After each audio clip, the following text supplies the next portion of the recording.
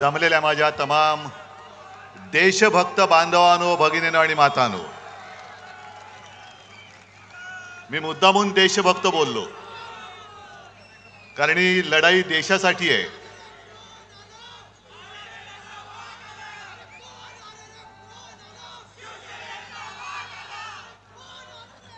ठीक, ही लढाई देशासाठी आहे. आणि माझ्या भाषणाला सुरुवात करण्यापूर्वी आज अक्षय तृतीया आहे, परशुराम जयंती आहे, बसवेश्वर महाराजांची आहे. सर्वांना मी शुभेच्छा देतो. आणि आजच्या सभेचा मुहूर्त चांगला आहे. हे तिन्ही मुहूर्त एकत्र आल्यानंतर विजय आपला होणार म्हणजे होणारच. आज दुपारी खरं म्हटलं तर मी जालन्याला जाणार होतो, पण तुम्हाला सर्वांना कल्पना आहे कार्पेट वगैरे सगळं भिजलंय. तुम्ही पण बसल्यात तिकडे चिखल आहे. निघणार तेवढ्यात पाऊसच सुरू झाला आणि हेलिकॉप्टरवाला पायलट म्हणाले, साहेब अशा या वातावरणात उडणं कठीण आहे, अशक्य आहे. म्हणून मी पहिल्या प्रथम जालनाकरांची माफी मागतो, कारण मी कधी एखादा शब्द दिला का मी मागे फिरत नाही. आणि आजची ही आपली सभा जी आहे ती आपल्या खैरे साहेबांना विजयी करण्यासाठी जशी आहे तशीच जालनाच्या कल्याणरावांना सुद्धा विजयी करण्यासाठी आहे.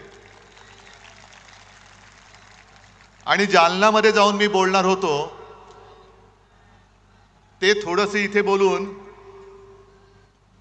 आपल्या दोन्ही जागांचा आणि जेवढ्या काही जागा आता राहिल्यात त्या महाविकास आघाडीच्या त्या विजयी करण्यासाठी मी तुम्हाला आवाहन करतोय. मी जालन्यात जाऊन बोलणार होतो की 5 टर्म म्हणजे किती वर्ष झाली, 25 आयुष्यातली 25 वर्ष एका व्यक्तीला तुम्ही निवडून देतात. आणि वृत्तपत्रात मी बातमी वाचली की जालन्यामध्ये काही मतदान कार्ड ही कचऱ्याच्या पेटीत सापडली. मला असं वाटलं की बहुतेक मतदारांनी विचार केला असेल की मतदान करायचं कशाला, 5 टर्म आपण निवडून दिलंय, आता जालन्यामध्ये काही प्रश्नच शिल्लक राहिलेले नाहीत.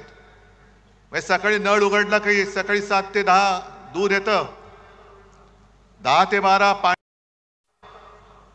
आता इथला विचार करायला पाहिजे की इकडे आपल्या समोर जो गद्दार उभा आहे त्याचा नळ उघडला तर काय येईल. मग तुम्हाला दारूवाला पाहिजे की पाणीवाला पाहिजे. आणि जालना सगळं सुधारलं असणार, काही प्रश्न शिल्लक राहिले नसणार.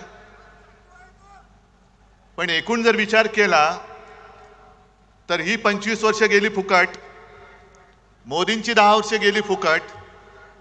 आता जालनाकरांनी रावसाहेबांना विचारलं पाहिजे, आता तरी जालना झालं, खूप दिलं तुम्हाला, आता जा बाबा एकदाचे. आता आमचा कल्याणराव तिकडे पाहिजे, कारण आता आम्हाला कल्याण करायचं आहे जालन्याचं.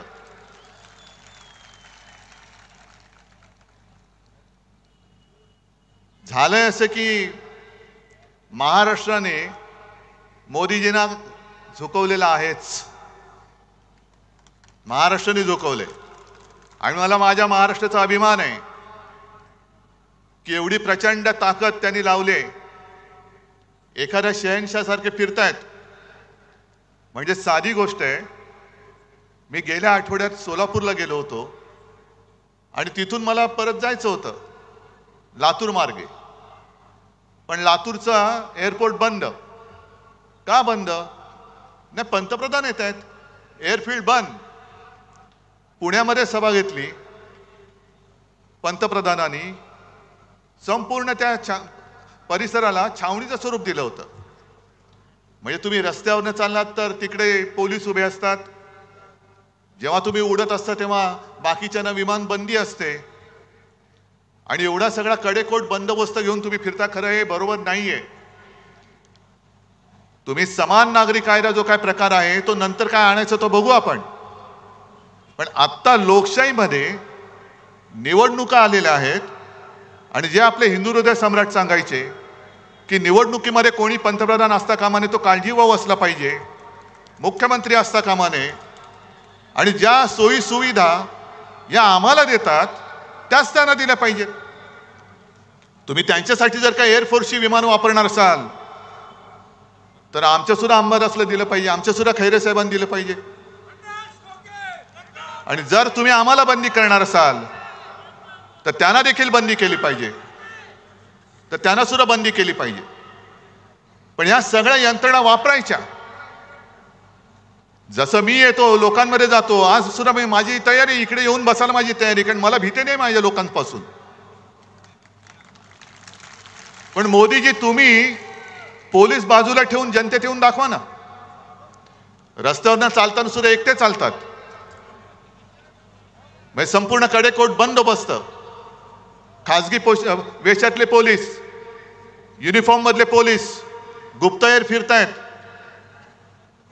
आणि तरी देखील ते सांगतात, आजच सकाळी कुठे बोलले ते की हे म्हणे मला संपवायला निघाले. अहो एवढे केविलवाणी तुम्ही काय झालात? एवढे केविलवाणी परिस्थिती काय दिली? संपूर्ण ताकद तुमच्याकडे. तुम्ही माझा पक्ष पळवलात, तुम्ही माझं चिन्ह चोरलत, तुम्ही माझी माणसं फोडलीत, तरी देखील तुम्हाला उद्धव ठाकरे पासून भीती वाटते. मग उद्धव ठाकरे बरा आहे की लोकांमधला? बरं भरकटलेत असे की आज नेमका एक रिपोर्ट त्यांनी जाहीर केलाय केंद्र सरकारने की गेल्या काही वर्षात मुसलमानांची लोकसंख्या वाढली. मोदीजी तुम्ही 10 वर्ष पंतप्रधान होतात, हे तुमचं यश आहे की अपयश आहे नेमकं? मुस्लिमांची लोकसंख्या वाढली म्हणजे तुमचं कौतुक करायचं का तुमचा आम्ही विरोध करायचा? काय आम्हाला तेच कळत नाही. तुमची 10 वर्ष होती, त्याच्या आधी इकडे देवेंद्र फडणवीसांची 5 वर्ष होती, त्याच्या आधी केंद्रात अटलजींचं सरकार होतं. मग नेमकं तुम्हाला मतं पाहिजे तरी कोणाची? म्हणजे कोण तुम्हाला खुश व्हायला पाहिजे? पण मोदीजी तुम्ही जी भाषा वापरत आहात ती तुम्हाला शोभा नाही देत. माझ्या हिंदुस्थानला आणि माझ्या महाराष्ट्रामध्ये तर ही भाषा चालूच शकत नाही, आम्ही खपूनच घेऊ शकत नाही. कारण हा महाराष्ट्र आणि हा मराठवाडा हा साधू संतांचा आहे, एकमेकाचा आदर करणार आहे. अरे पंढरपूरच्या वारीमध्ये सुद्धा फुगड्या वगैरे खेळल्यानंतर एकमेकाच्या पाया पडून आशीर्वाद घेण्याची, शुभेच्छा देण्याची प्रथा परंपरा आमच्या महाराष्ट्रामध्ये आहे. आणि नेमकं तुम्ही ठरवा काय करायचंय ते. आजपर्यंत तुम्ही सगळं फोडलत. शिवसेना फोडली, तोडलीत, राष्ट्रवादी तोडलीत, फोडलीत, तरी देखील कधी मला डोळा मार, कधी पवारांना डोळा मार. अहो आज सकाळी पवारांना डोळा मारला की या आमच्याकडे. एका ठिकाणी बोलायची नकली शिवसेना आहे, एका ठिकाणी बोलायचं नकली राष्ट्रवादी आहे, आणि मग म्हणायचं आजा मेरी गाडी में बैठ जा. एवढे घाबरलेत, एवढे घाबरलेत, कारण त्यांना कळून चुकलेलं आहे की आता हे परत दिल्ली बघत नाहीत आणि महाराष्ट्र तुम्हाला दिल्ली बघू देणार पण नाही. तुम्ही वेडवाकडं काही बोलताय. आम्ही कधीही तुमच्या कौटुंबिक किंवा खासगी जीवनाबद्दल बोललो नव्हतो, बोलण्याची इच्छा पण नाहीये. पण मोदीजी तुम्ही 2014 साली तुम्ही पंतप्रधान व्हावत ह्या पत्रावरती माझी सही घेतली होती, 19 साली घेतली, आणि काल तुम्ही जे बोलला ते मात्र मी तुम्हाला क्षमा करू शकत नाही. माझा महाराष्ट्र तुम्हाला क्षमा करू शकणार नाही, अजिबात नाही. तुम्ही माझ्या शिवसेनेला नकली सेना म्हणालात. एवढंच नाही, तुम्ही मला बाळासाहेबांचा नकली संतान म्हणालात. नकली संतान, नकली संतान बोलताय. अहो तुम्ही तुमचा आत्मा सैतानाला विकलात की काय? मोदीजी तुम्ही तुमचा आत्मा विकलात सैतानाला, जसं सगळं आदरणीला विकलात तसं. मग कशाला थेर करतायत?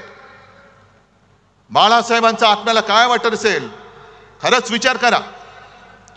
2014 साली होय माझ्या शिवसेना प्रमुख बाळासाहेब ठाकरे यांच्या शिवसेनेचा पाठिंबा तुम्ही तुमच्या बुडाला पंतप्रधान पदाची खुर्ची चिकटवण्यासाठी म्हणून घेतला होतात ना.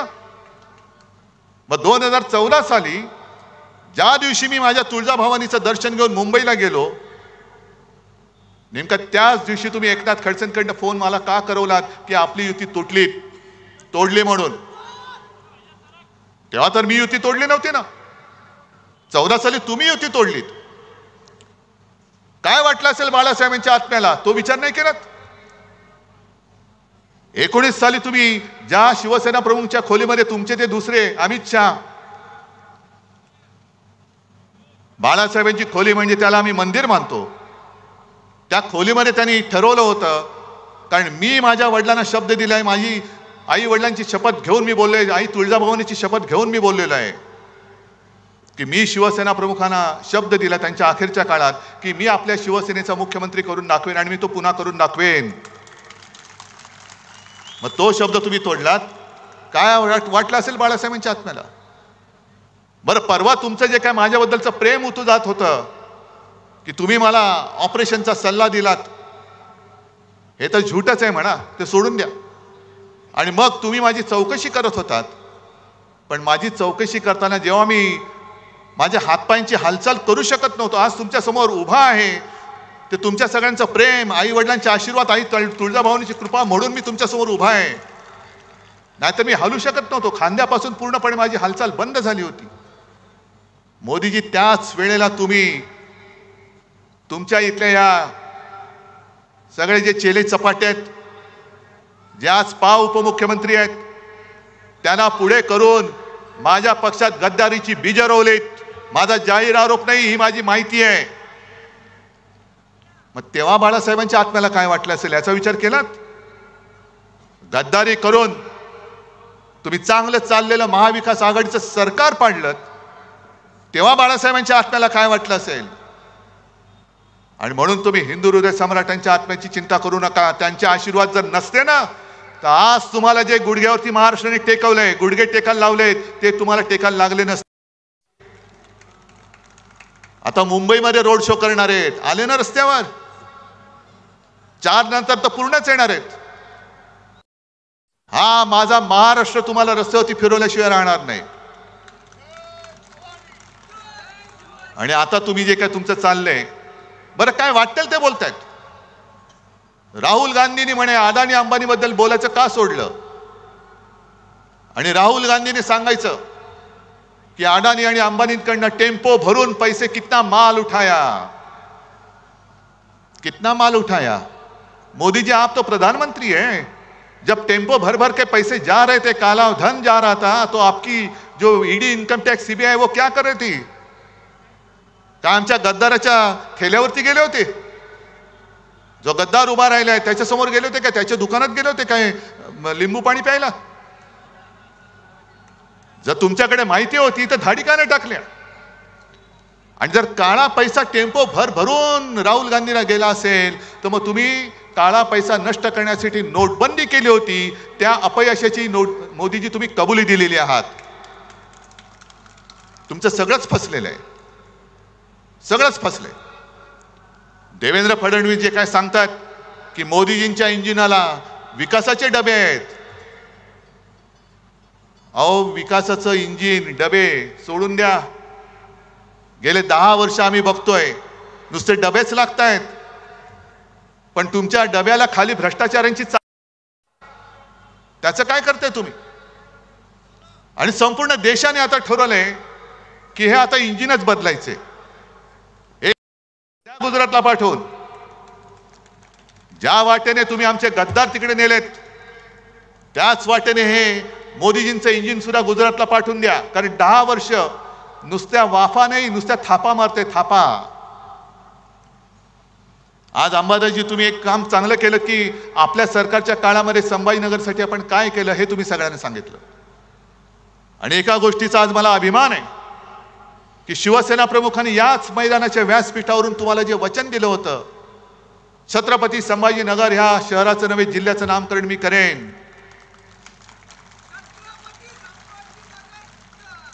मला अभिमान आहे की त्यांचा पुत्र म्हणून मुख्यमंत्री असताना ते करण्याचं भाग्य मला लाभलं.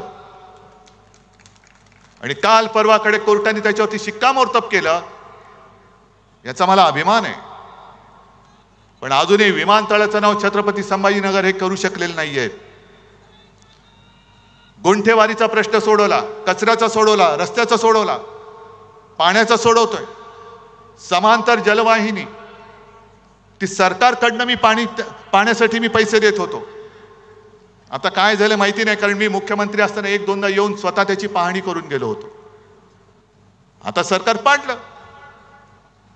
आता मला सांगा, तुमच्या घरामध्ये पाणी येते, संपूर्ण मराठवाडा आज आक्रोश करतोय पाण्याच्या नावाने. दुष्काळ, जवळपास दुष्काळच पडलेला आहे. पण तिकडे मोदींना लक्ष द्यायला वेळ नाही. अमित शहा तिकडे नाही जाऊ शकत.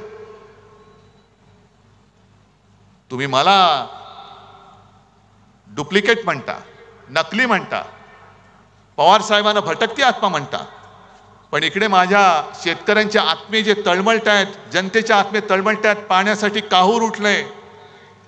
अनेक शेतकऱ्यांनी आत्महत्या केलेल्या आहेत. बरं मला सांगा, तुम्ही इतक्या वेळा किती वेळा मोदींच्या सभा पाहिल्या या काळामध्ये?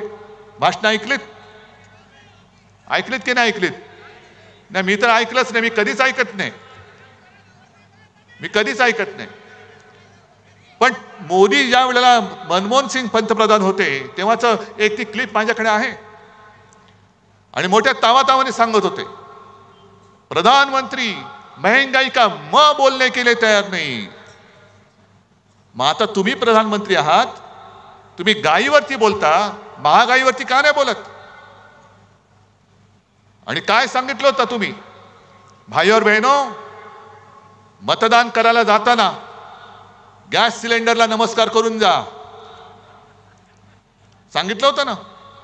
मग त्यांचं भाषण काढा. पेट्रोल के दाम नीचे गए कि ऊपर गए? डीजल के दाम नीचे गए कि ऊपर गए? पेट्रोल के दाम, गॅस, डिझेल, पेट्रोल, गद्दार के दाम किती खोके? ते 50 खोके आता उघडलेत. आणि नुसत्या खोके ना उघडलेत, बाटल्या सुद्धा फुटल्या असतील. आता बाटल्या सुद्धा फुटल्या असतील.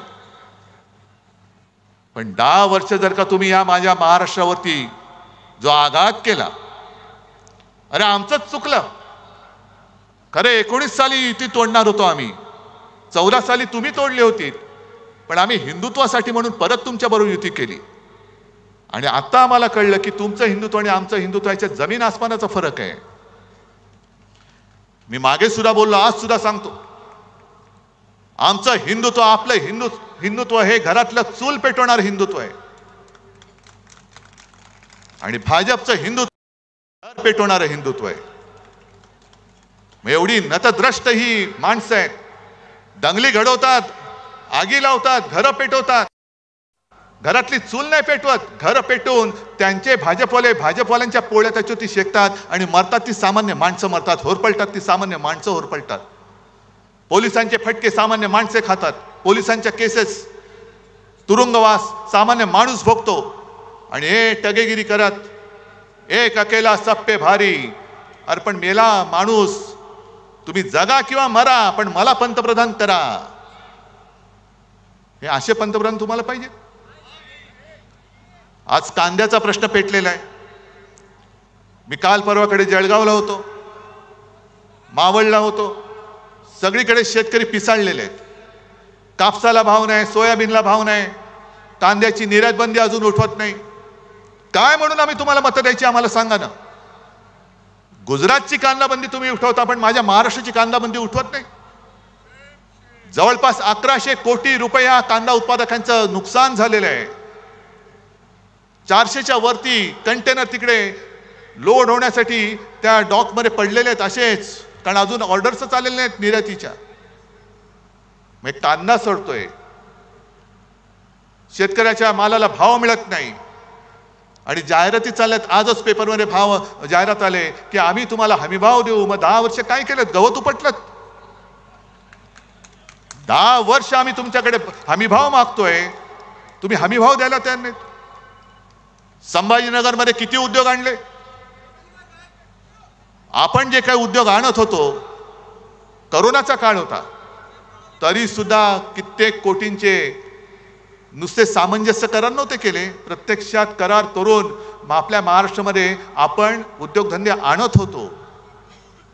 पण याने या उद्योगधंदे पळून नेले, गुजरातला नेले. सगळं गुजरात गुजरात गुजरात. माझं गुजरातबद्दल काही द्वेष आकस असा आहे अशातला भाग नाही. पण तुम्ही माझ्या महाराष्ट्राचं ओरबाडून गुजरातला नेता आहात. अरे काहीतरी या गद्दारांना लाज लज्जा शरम वाटली पाहिजे. हे बाळासाहेबांचे विचार. काय तुमच्यामध्ये हिंमत कशाला आहे? धनुष्यबाण पेलण्याची हिंमत आहे तुमच्यामध्ये? माझा धनुष्यबाण तुम्ही कलंकित करून टाकलात. मोदीजी, तुम्ही या कटाचे सूत्रधार आहात. कारण 1-2 दिवसापूर्वी हे जे मिंदे आहेत त्यांनी ठाण्यामध्ये एका कार्यकर्त्यांच्या मेळाव्यात भाषण केलं आणि काय सांगितलं, आणि म्हणून असं कणून बोलत असतात ते. अरे काहीतरी पोट साफ करण्याचं औषध घे, कणतोस कशाला? आणि कणून त्यांनी सांगितलं की मी मोदीजी आणि शहाजींना सांगितलं मी करेक्ट कार्यक्रम केलेला आहे, आता पुढचं काम तुम्ही करा. आणि त्यांनी असली शिवसेना आणि धनुष्यबाण आपल्याला दिलं म्हणून मी मोदीजी आणि शहाजी तुमचे आभार मानतो. अरे नेभळटा, वडिलांचं नाव माझ्या लावावं लागतं तुला, तुझ्या वडिलांचं नाव तू लावू शकत नाहीस. नेभळट माणूस कुठला?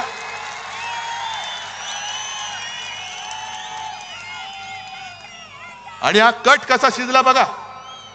मोदी शहा म्हणाले होते की तुझं काम तू कर, आमचं काम आम्ही करतो, आणि ते पाठी उभे राहिले. आणि खरी शिवसेना म्हणजे नाव आणि चिन्ह यांचं आधी ठरलं होतं की तू सुरतेला ये. अरे छत्रपतींनी, शिवछत्रपतींनी सुरत लुटली असेल, तुझ्याकडनं आम्ही महाराष्ट्र लुटतो, शिवसेना तुला देतो. ही असली नतद्रष्ट अवलाद गेले 2-2.5 वर्ष महाराष्ट्रावरती राज्य करते, आम्हाला कोणाला काहीच वाटत नाही. आणि मोदीजी जे सतत सांगतायत नकली सेना नकली सेना, हे नुसतं अनावधानाने आलेलं नाहीये. ज्याप्रमाणे त्यांनी निवडणूक आयोग याचा वापर केला, म्हणजे धुळीपुष्टा करणारा हा माणूस निवडणूक आयुक्त, त्याचा वापर करून आपलं नाव आणि चिन्ह त्याला दिलं. मग मध्ये ते लवादाचं नाटक केलं. तो नार्वेकर नावाचा एक आहे, तो पण असाच आहे हुजऱ्या, त्याचा वापर केला. आणि कोर्टाने चपराक मारले की ते कोश्यारी नावाचे एक जे काळी टोपी होती आपल्याकडे, त्यांनी कसं चूक केलं हे कोर्टाने सांगितले. आणि आता कोर्टाने जी टिप्पणी केलेली आहे की तुम्ही लोकप्रतिनिधींच्या आधारावरती पक्ष कोणाचाही ठरवू शकत नाही. हा माझा पक्ष माझ्या सोबत आहे, माझा पक्ष इकडे बसलेला आहे. निवडणूक आयुक्ताचे डोळे जर फुटले नसतील तर येऊन बघ. आणि निवडणूक आयोगाच्या निर्णयाविरुद्ध, लवादाच्या निर्णयाच्या विरुद्ध आपण सर्वोच्च न्यायालयात गेलेलो आहोत.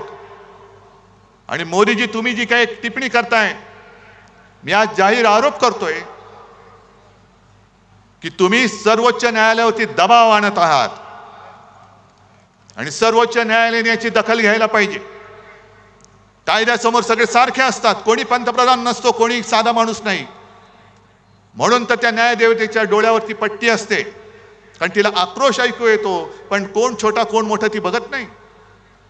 मग निवडणूक आयोगाने जो निर्णय दिलाय जो चुकीचा आहे, लवादाने दिलाय तो चुकीचा आहे. पण सर्वोच्च न्यायालयाने निर्णय काय द्यायला पाहिजे, मोदींची इच्छा काय आहे हे मोदी सांगतायत, नकली सेना म्हणून. हे 4 जून पर्यंत मोदीजी तुमचं नाटक चालेल.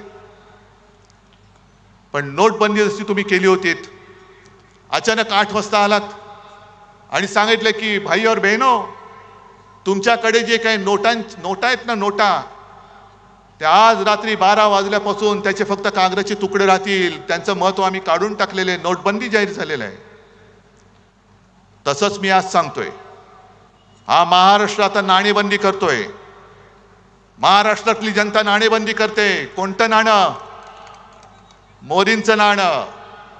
मोदीजी 4 जून नंतर तुम्ही पंतप्रधान नसाल, तुम्ही फक्त नरेंद्र मोदी असाल, 4 जून नंतर महाराष्ट्राची नाणेबंदी सुरू होईल.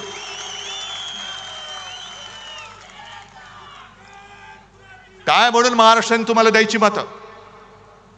गेले 10 वर्ष सातत्याने 40 पेक्षा अधिक जागा आम्ही तुम्हाला देतो आहोत, आणि त्याचे पान तुम्ही असे फेडता.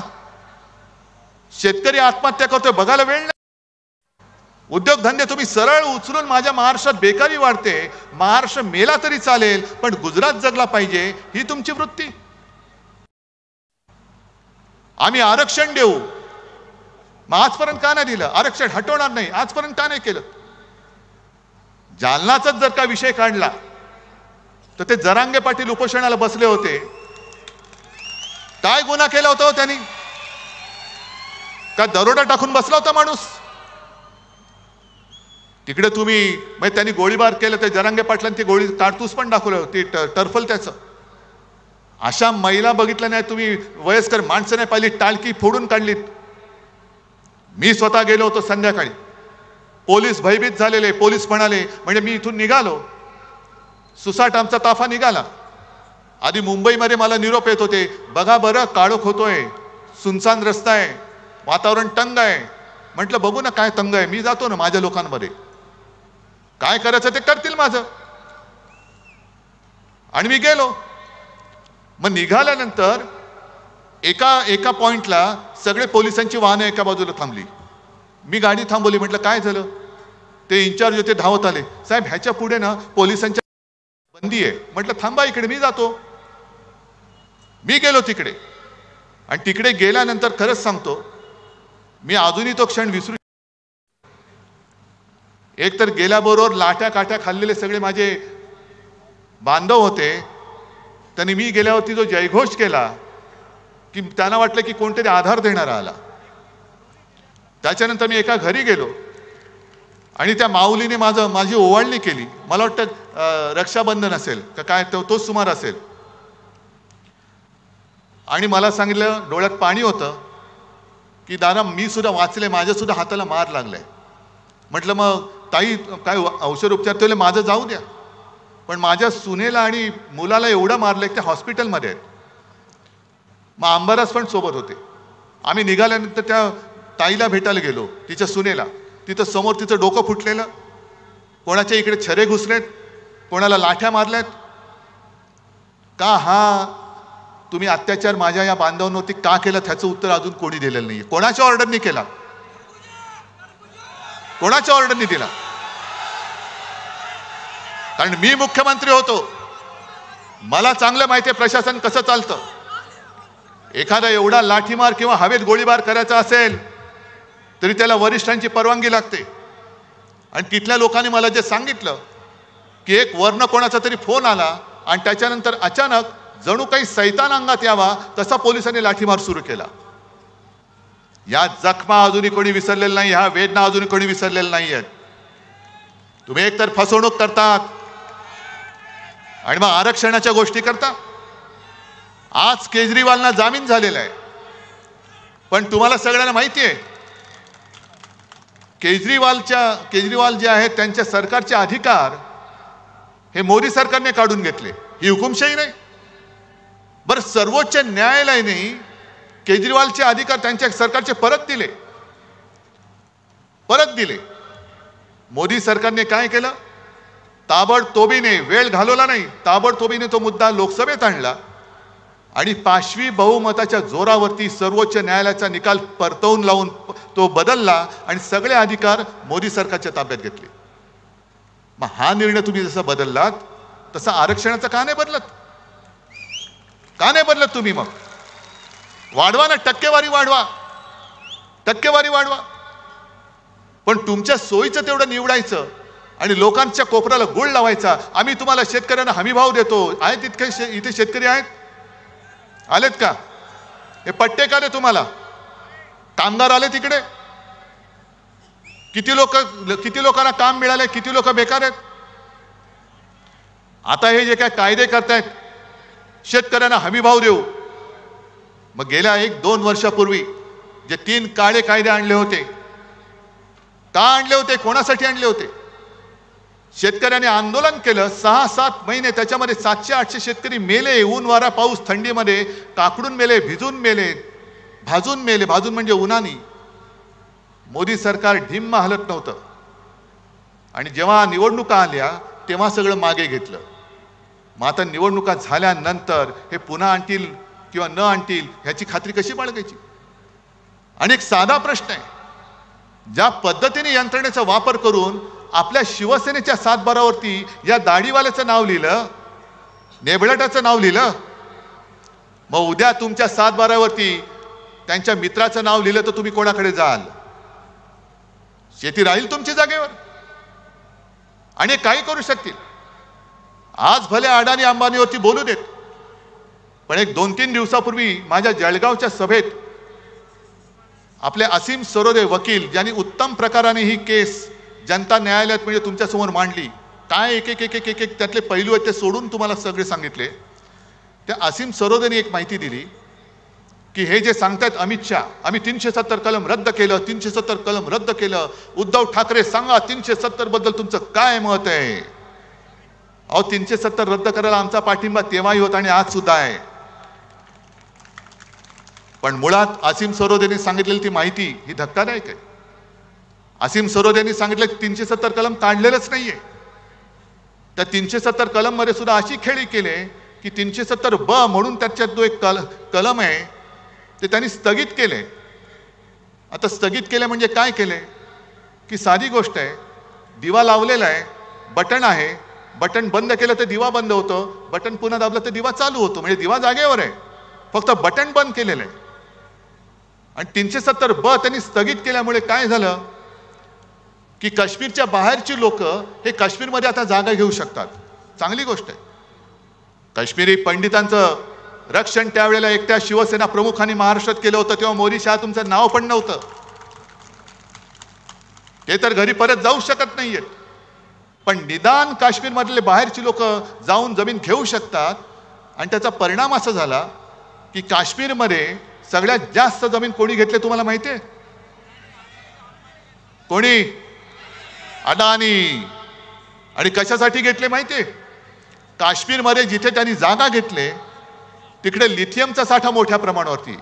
किती हलकटपणाने चालले, किती आपल्याला भोळे समजतायत, भोंदू समजतायत आणि देशभक्तीचा आव आणतायत. अडाणींसाठी तुम्ही ते कलम बाजूला केलं. अडाणींनी तिकडे मोठी जागा घेतली आणि तो लिथियमचा साठा, त्या लिथियमचा वापर आपल्या मोबाईलच्या बॅटरीज, आता इलेक्ट्रिक व्हेकल ज्या येत आहेत आल्यात त्याच्या बॅटऱ्यांसाठी, इतर अनेक ठिकाणी लिथियमचा वापर होतो. ते बरोबर त्यांनी उचलून त्या अडाणीच्या घशात टाकलं. आता अडाणींकडे गेलं म्हणजे पैसा कुठे गेला? मोदी म्हणजे कुठे? गुजरात. काय महाराष्ट्राला काय मिळालं? 2-3 सेमी कंडक्टर चिपचे जे कारखाने उद्योग येत आहेत त्यातले 2 नेले गुजरातला. टाटा एअरबस गुजरात, हिरे व्यापार गुजरात, वित्तीय केंद्र Gujarat, medical device park Gujarat, bulk drug park Gujarat, सगळं गुजरात गुजरात गुजरात. मग महाराष्ट्राने काय नुसतं या गद्दाराच्या गुत्त्यावरती जाऊन दारू प्यायची? गुजरातमध्ये गुजरातच्या बंदरावरती हे बंदर सुद्धा अडाणीच. मध्ये मध्ये बातम्या येतात करोडो रुपयांचा ड्रग्सचा साठा सापडला, नशिले पदार्थ. हे कुठेच जातात ड्रग? कुठे कोणाच्या अंमलाखाली तुम्ही जातायत? एका बाजूला ड्रग्ज येत आहेत, एका बाजूला सरळ गुत्तेदार निवडणूक लढतायत आणि आपलं मोदी बाबा म्हणून शिक्के मारत बसायचं. ही लढाई ही उद्धव ठाकरेची नाही, ही उद्धव ठाकरे तुमची लढाई लढतोय. माझं काय जातंय? मला तर परवा मोदींनी डोळा मारलेलाच आहे. मला तर मारलाय डोळा, पण मी नाही जाणार. माझा महाराष्ट्र माझ्या डोळ्या देखत लुटला जात असेल तर मोदीजी तुम्हाला नकली संतान म्हणताय तुम्ही, त्या शिवसेना प्रमुखांच्या पुत्राचा इंगा तुम्हाला मी दाखवतो. आणि तुम्हाला माझ्या भवानी मातेचं तेज काय असतं ते सुद्धा दाखवतो. तुम्ही जय श्रीराम म्हणता, आम्ही जय श्रीराम म्हणतो. या सांस्कृतिक क्रीडा मंडळाच्या मैदानामध्ये त्यावेळेला मला वाटतं राम मंदिरासाठी विटा जमवण्यासाठी इकडे प्रमोद महाजन आणि शिवसेना प्रमुखांची सभा झाली होती ना. मग तुम्ही काय शिकवताय आम्हाला राम मंदिरामध्ये शिवसेनेचे योगदान काय? अरे प्रमोद महाजन जरी आज असते ना तर मोदीजी तुम्ही दिसला नसतात. आमचा एक अस्सल मराठी माणूस तिकडे पंतप्रधानपदी बसला असता. पण राम मंदिर म्हणून तुम्ही जे काय मिरवताय, राम मंदिर तुम्ही केलं नाहीत. उद्धव ठाकरे राम मंदिराच्या वेळेला आले नाहीत म्हणजे रामाचा अपमान केला. तुम्ही काय मुहूर्त काढत बसता? तुम्ही द्याल तो मुहूर्त, नाही मानत मी. मी मुख्यमंत्री होण्याच्या आधी सुद्धा राम मंदिरात गेलो होतो आणि मुख्यमंत्री झाल्यानंतर सुद्धा गेलो होतो. पण मला नाही आठवत देवेंद्र फडणवीस मुख्यमंत्री असताना कधी गेले होते. नाही, एवढी माहिती माझ्याकडे नाहीये. पण पण राम मंदिराचं तुम्ही घेताय. पण ज्या दिवशी राम मंदिराचा मुहूर्त झाला त्या दिवशी आपण कुठे होतो? नाशिकच्या काळाराम मंदिरात. आणि या काळाराम मंदिराचं एक ऐतिहासिक महत्व आहे.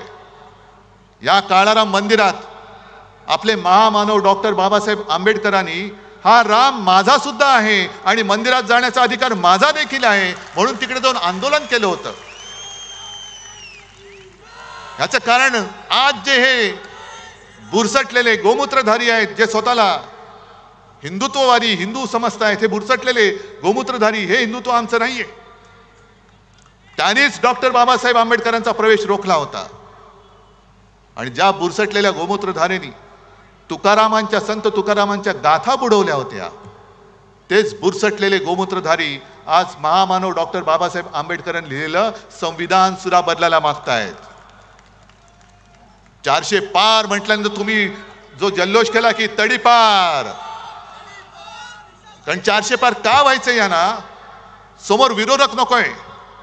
जे हिटलरनी केलं होतं, जे पुतीननी केलं. आता पुतीनच्या इकडे निवडणूक झाली, 98% मतदान पुतीनला झालं. 98%. काय बोंबळला तुम्ही? सगळे विरोधक तुरुंगात टाकून दिले. काही जण तुरुंगात मेले, काही जण रहस्यमयरित्या मृत्यू झाला. पण आम्ही निवडणूक घेतली की नाही? 98% लोकांनी मतं दिलेत आम्हाला.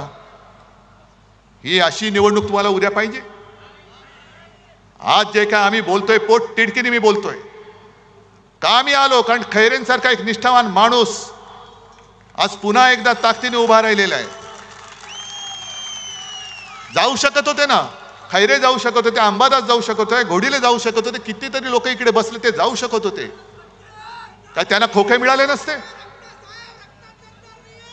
बरोबर आहे, गद्दारी विकत घेता येते पण निष्ठा विकत घेता येत नाही. ती रक्तात असावी लागते. आमच्या रक्तात निष्ठा आहे. आणि बाबासाहेबांनी लिहिलेलं संविधान, एक साधा दलित कुटुंबात जन्मलेला माणूस, गरीब माणूस एवढा बुद्धिमान होऊ शकतो. आणि त्यांनी लिहिलेलं संविधान आम्ही पाळायचं, हे यांच्या बुरसटलेल्या मेंदूला झिंझिणे आणणार आहे. हे म्हणून यांच्या झिंझिणे आणल्यात. महाराष्ट्राचा आकाश आहे, हे संविधान बदलायचं आहे. आणि ही चाल, ह्या काही मला स्वप्न पडलं म्हणून नाही मी बोलत. त्यांच्याच काही खासदारांनी, आमदारांनी, माजी काही लोकांनी हे सगळं बिंग फोडलेलं आहे. आणि त्याच्यासाठी आपण लढतोय. म्हणून तर योग्य वेळेला मशाल आपल्या हातामध्ये आलेली आहे. योग्य वेळेला आलेली आहे. चोराच्या हातात धनुष्यबाण दिलंय आणि तुमच्या हातामध्ये मशाल आहे. ही मशाल ही आई जगदंबेची आहे. ते सगळे नाचतात ना गोंधळ घालताना सुद्धा, तसा हा गोंधळ मांडायचा होता. हा गोंधळ मांडायचा आहे. सगळ्या देवदेवतांना सांगायचं या गोंधळाला या. आणि देशाने खरं ठरवायला पाहिजे. मोदीजी, तुम्ही जे मला परत परत तुम्हाला का सांगतोय? कारण काँग्रेसचे कोणतरी एक जे पित्रोदा, त्यांनी का सगळ्यांची पित्र खाली आणली मला माहिती नाही. हा याच्यासारखा दिसतो. अरे दिसत असेल, तुझं काय जाते? पण ते बोलल्यानंतर काँग्रेसने त्यांना काढून टाकला. मग आता मला भाजपला विचारायचंय, मोदी शिवसेना प्रमुख आणि माझ्या माचा अपमान करतायत. मी पितृदेव भव, मातृदेव भव, गुरुदेव भव मानणारा संस्कार झालेला माणूस आहे. माझ्यावरती माझ्या आई वडिलांचे संस्कार आहेत. मोदीजी, कदाचित तुम्ही जन्म झाल्यापासून एवढे देशसेवेत मग्न झाला असाल की तुमच्या आई वडिलांनी तुमच्यावरती संस्कार करायला वेळच मिळाला नसेल. पण तुमची जी भाषा आहे ती पंतप्रधान पदाला शोभेशी नाही. ती तुम्ही माझ्या देशाची आबरू घालवताय संपूर्ण जगामध्ये. ही भाषा शोभत नाही तुम्हाला. जरा शिकवणी लावा. पुढे जरा आता आराम घ्या. कारण हे झोपत नाही असं म्हणतात. आणि जो झोपत नाही त्याच्या बुद्धीवरती दुष्परिणाम होतो. हे वैद्यकीय सत्य आहे. म्हणून भाजपला जो सुद्धा सांगतोय की तुम्ही आमच्यावरती जी टीका करता की इंडिया आघाडीकडे किती चेहरे आहेत, 5 वर्षाला 1 वर्षांनी पंतप्रधान बदलणार. अहो, आमचं आम्ही बघू. पण तुमच्याकडे आता एक चेहरा आहे, तोच तुमच्या डोईजड झालाय. आता तुमच्याकडे दुसरा चेहरा कोण? कारण हा चेहरा तुम्हाला विजय नाही मिळवून देऊ शकत. 10 वर्ष झाली, हा चेहरा आता घासून पुसून सगळा झाला. याच्या थापा ऐकून आम्ही आता कंटाळलो. आता भाजप समोर प्रश्न आहे की उद्या काय करायचं. कारण 2009ला सुद्धा मोदीजींनी 200च्या वर सभा घेतल्या होत्या देशात, पण जिथे जिथे सभा घेतल्या तिकडे भुईसपाट झाला होता भाजपा, सगळीकडे भुईसपाट. म्हणून मोदीजी, तुम्ही कधी काळी आमचे स्नेही होतात, मध्ये मध्ये तुम्हाला सोयीप्रमाणे आमचं प्रेम येतं, म्हणून तुम्हाला मी खरंच हात जोडून विनंती करतोय की जरा थोडं शांत राहा.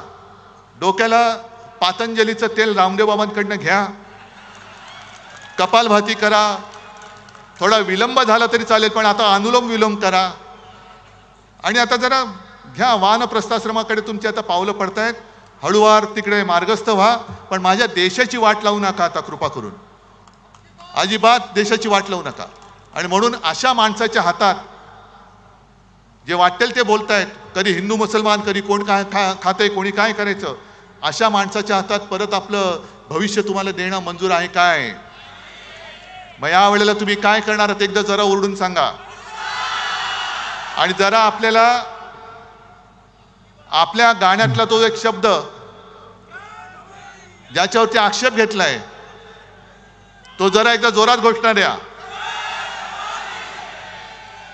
अरे पूर्ण करा ना. जय भवानी, जय शिवाजी, जय भवानी. आणि अबकी बार भाजपा तडीपार. जय हिंद, जय महाराष्ट्र.